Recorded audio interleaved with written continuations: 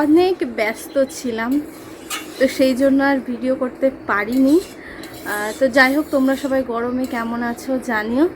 আর এইদিকে মা বাইরে রান্না করছে, কারণ আজকে ওই বাড়ি বলতে আমার মামা বাড়ি। তো আমার মামা বাড়িতে তোমরা দেখেছিলে আমরা কদিন আগে অশোকনগর গেছিলাম, তো অশোকনগরের মামা বাড়ির দিদা মামা টামা সবাই এসেছিল, কিন্তু দিদা কৃষ্ণনগর মামা বাড়ি চলে গেছে। তো ওই মামা আছে, আর ওই মামা বাড়ির মামা বোনুরা তো সবাই। তো চলো আজকে আমাদের বাড়ি খাওয়া দাওয়া হবে দুপুরবেলা।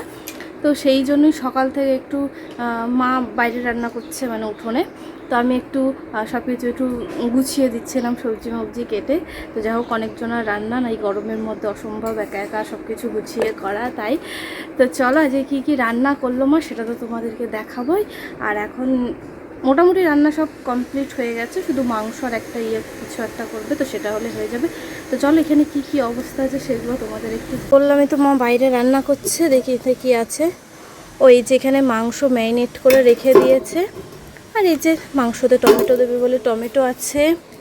আর আপাতত এখানে আছে এই যে চিপস, আর এই যে এটা, হ্যাঁ এটা বাড়িতে বানানো চিপস। আর এটা তোমার ওই ঘ্যাটকোল বা খারকোল যেটাই বলো না কেন, ওই পাতার বাটা হবে, তো সেটা পেস্ট করে রেখে দিয়েছি। আর এই যে এখানে হচ্ছে আম দিয়ে ডাল, তো বাইরেই রান্না হচ্ছে উনুনে, তো মা রান্না করছে। আর এই যেখানে আলু ভাজা আছে।